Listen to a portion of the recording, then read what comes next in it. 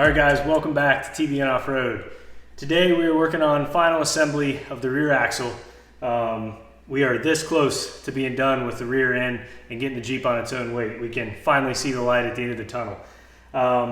We tried to put this together last week and we ended up breaking the copper line off of the air collar for the ARB locker. I was able to get a new collar. Shout out to High Lift Off-Road for hooking us up last minute.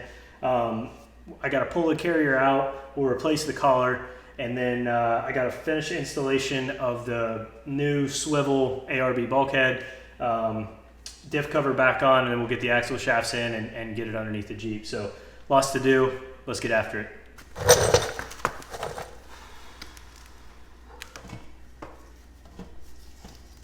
Don't want to lose the shims. Well, this sat out honestly for the last 6 months, and there's dust and dirt and everything else. I cleaned these out.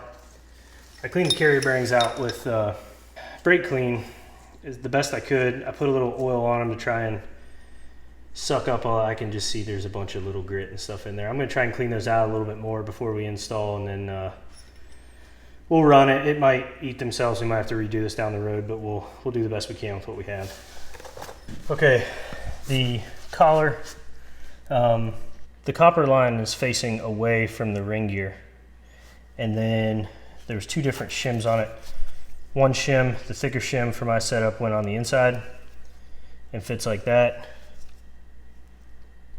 and then my thinner shim went outside. Everybody's setup's going to be different, but for me that's what I needed. So I'll set this aside for now and we'll slide everything together. That thick shim on the inside fills the gap between the collar and the carrier bearing. Again, I'm just making sure I don't roll those O-rings. There we go. All right, race spins. That's happy. Okay, grab the race and the shim pack on the other side and we'll get this in the axle. This will be fun with two hands.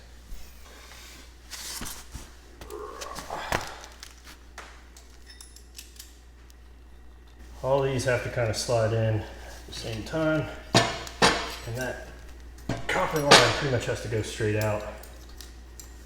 Probably block for you guys, you can't see, but oh, I hate doing this part because that line is so easy to break.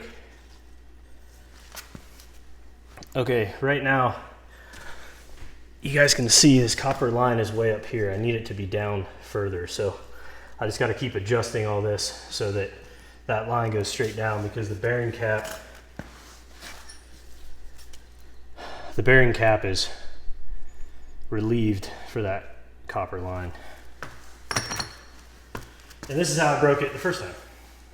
And what happens is this pinion ends up pulling the carrier up as it slides in. And like everything with gears, it's just trial and error until you get it right. All right, I'm gonna get a flathead screwdriver and kind of tap these guys in and make sure they're fully seated. There we go. They make a special shim tool for this, but you really just gotta make sure they're all in. All right, that all looks seated. A little bit of backlash. We'll see if this bearing cap fits. Please, no whammies. Hey, that's pretty good.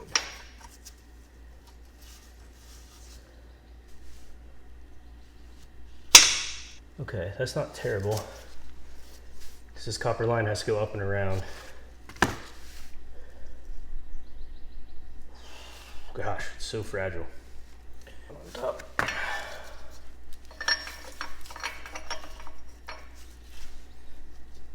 These are sometimes a pain in the butt to get the bolts started. If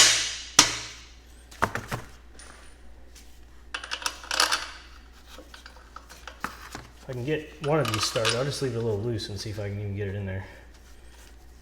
Let me try it this way. That one's in. So there you go. Don't seat the cap. Run the bolt in first. Much, much easier. Okay, we'll run those in and torque them. that should be it. Manual says 80 foot-pounds. Need a bigger wrench.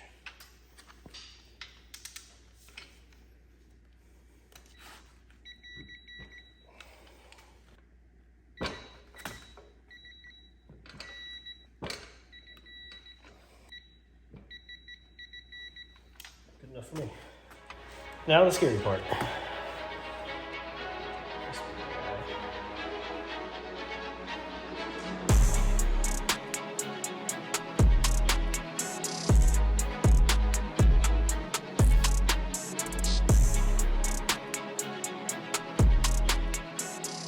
Okay, I went ahead and cut the copper line, ran it through the bulkhead hole.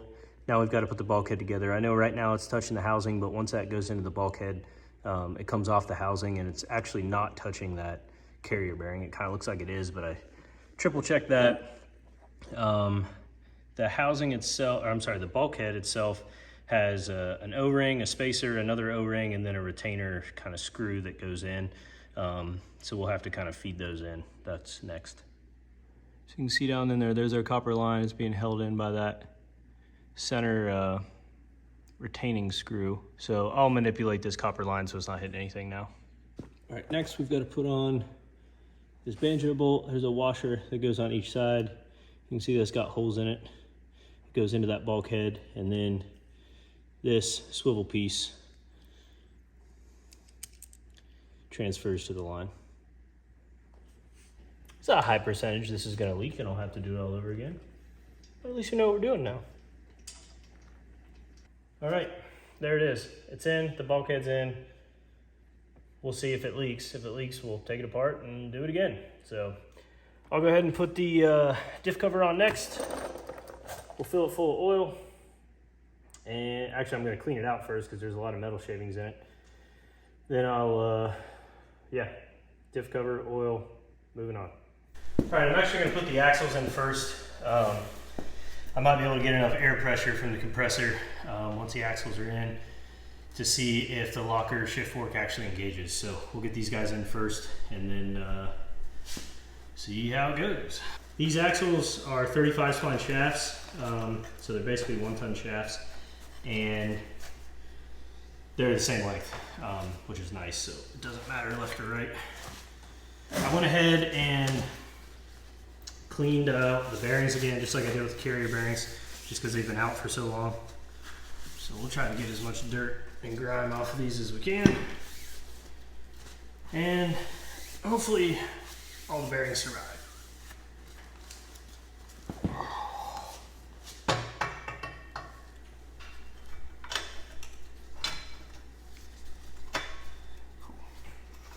Inside this axle is nice and clean, which is good, because it means these seals are doing what they're supposed to do. But these shafts are absolute beef. I have abused these things, and so far they've held up nicely. I did clean out the races in the axle as well. Just get everything as clean as we can possibly get it.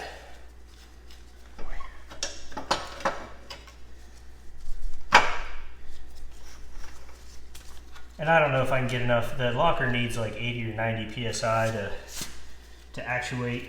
And with the right end, you can jam it in the bulkhead and see. You can actually feel the locker clunk. So let's see.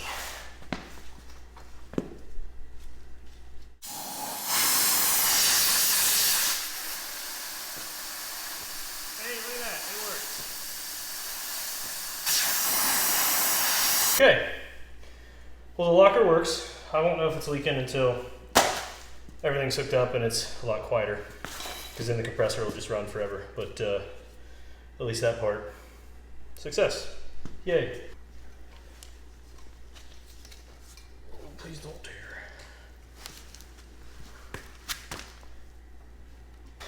I've got a lube locker in this, so it's a reusable gasket, which is really nice because we change diff fluid a lot, so no more scraping RTV off of differentials.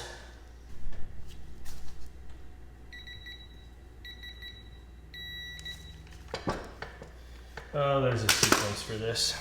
Well, I'm gonna do that off camera because I need my phone for it, but you basically work a star pattern around and tighten those up. All right, the axle flange bolts are supposed to be torqued to 45 foot-pounds. I can't get a torque wrench on it, so we're gonna do a redneck feel. Nice and snug. Sure. Moving on. Sure, that feels like 45. Good enough. You know what I just realized? Is I should put a dust cover on. Son of a biscuit. That sucks. You guys probably were laughing at me. And I'll probably hear from it in the comments, but I slid those axle shafts in and forgot to put the dust covers in the parking brake on. So I pulled them back out, and now we will be doing that. I cleaned the dust covers up the best I could. You really can't tell because they're still very dirty, but all this has to go back in before the axle. But at least now we know that the locker works. Okay, trust me, you did not want to see me struggle with that. I put the shoes in with the 2 pins. I hooked up the back spring. I pried this open, shoved this guy back in, used the vice grip on the tip here, pulled it down and hooked it, and then put the yellow spring in. So I hate parking brakes, and these JK parking brakes just go bad every 5 seconds. So on to the other side. All right, the other side's on. I went ahead and adjusted both sides. You basically just spin this star bolt, and it expands or contracts the shoes so that they get right next to the inside of the rotor. I don't want them dragging. They're probably a touch loose right now. I can always go back and adjust them more, but honestly, this parking brake has almost never worked. So now we will put the axles in. There we go. All right, we're gonna call that close enough. Okay, so we still have to put oil in the diff. I'll probably do that after we get everything hooked up underneath the Jeep. I think that's pretty much it for the axle. The rotors and calipers and everything will go on once we get it underneath the Jeep, but we will we'll go ahead and get the control arms mounted and then slide this baby underneath. All right, lowers are in. The bend goes like that. Rock Crawler says all 14mm bolts get torqued to 90 to 100 foot-pounds. So we're just gonna do 95 and call it good. This still has to go to high lift for corners and exhaust and a couple other things. So I'll make sure that they torque everything when it's in there.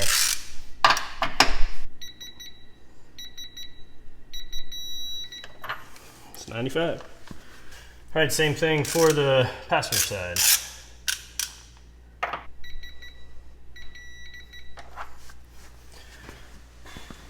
All right, we'll get to the third link in. Okay guys, we're at the middle of the Jeep. That's the back there. This is your third link bracket. There are 2 holes. You want the aftmost hole. I'm not gonna be able to film this and install it, so I'll show you what it looks like when I'm done. The arm is down here. There's a long end and a short end. The short end goes towards the front of the Jeep and the bend goes back and up. Okay guys, it is bolted in. Oh, there you can see the long sides going towards the back of the Jeep. The short side is back here and the bend is going up. When this cycles, let's see if I can do this with one hand. It comes up. All right, I went ahead and moved the axle from the jack stands to this very OSHA approved dolly. I'm gonna try to slide it in and then hopefully the control arms will swing up in. This thing is very heavy now with all the internals in, so you just gotta kind of manhandle it and we'll see. If not, I'll have to go get some help and figure it out, but here we go.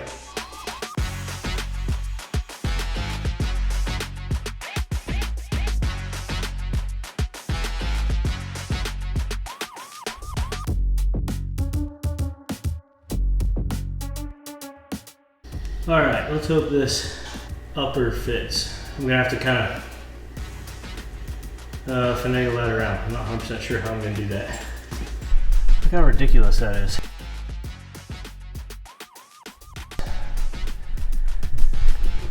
And that's at like full droop, so that's clearly a wrong measurement. Okay, found the problem. The measurement I had was incorrect. It was 34 1/4, not 36, and this looks much better. I questioned that much of the heim sticking out, but these shanks are like this long, so I wasn't that concerned when we first put it on, but that would definitely fix our issue, so try number 2. I love doing stuff 3 and 4 times. It just makes me so happy. It's like what I live for.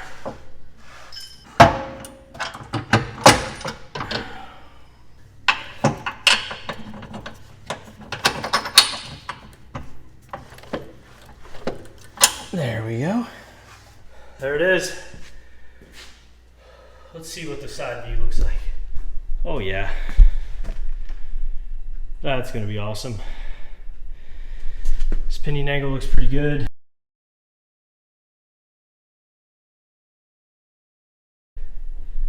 Full droop. Those coil mounts are gonna be level. That turned out great. Okay, I went ahead and set the track bar to length. I really wanted to get all of this in there to see where the axle was going to be, so I can weld this track bar mount up in here. I'll show you where that's going to go. So this obviously is going to need ground down, but I kind of held the track bar up and just kind of marked it.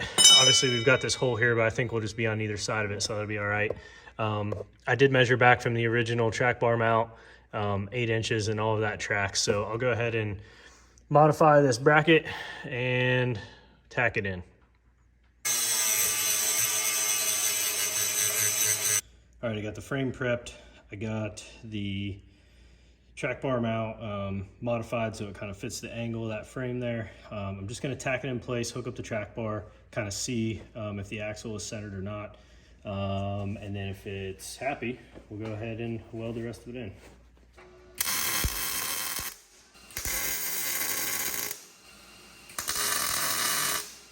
Okay, I didn't show it, but I actually had to grind down the body mounts a little bit more. The control arms were actually, as the axle would slide back and forth, we're still hitting those. So again, just boring grinding. Nobody wants to see it, but I did have to clearance those. So I also, for whatever reason, do not have the correct hardware for this track bar, so I'll have to buy that. But for now, just to test fit, I just found a random bolt that was long enough that would work.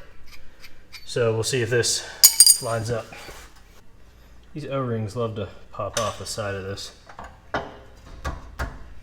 Okay, axle still needs to go this way, so we might have to ratchet strap that.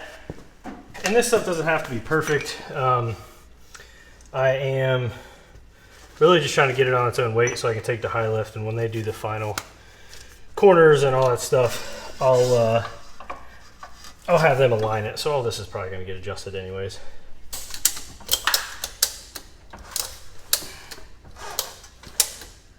All right. Okay, so that location looks pretty good. It clears the diff. I don't think we're going to have any issues, so I'll go ahead and finish welding the track bar mount.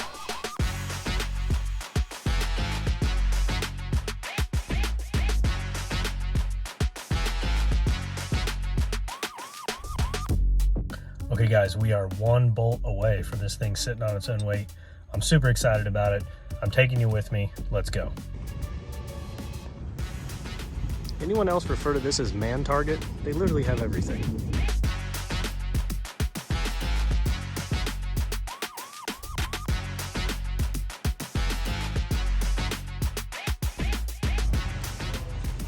Can't find lock nuts, so we're going with a lock washer. There's a 14. And now we just need a nut. Nice. Everything you need. All right, let's go get this on. All right, I already painted the track bar mount. I did that before we got the bolt. Good enough for me. And I'm probably gonna need a ratchet strap to help this out, but we shall see. I still have to put the grease fitting in the bottom of this.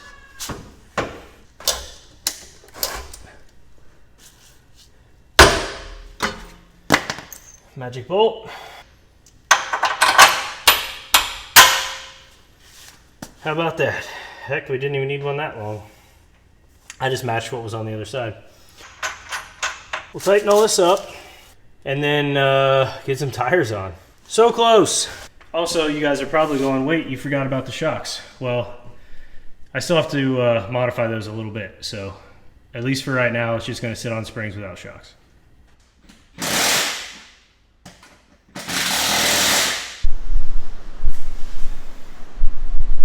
Guys, heck yes, this looks amazing. Still got a load of work to do, but man, it feels good to have it on the ground again. That was 7 months of coming up to the farm. I live about 2 hours away, so 7 months of coming up here when I could and trying to get it done. So for now, I'm gonna sit back and stare at it, and man, am I happy to see it on its own weight.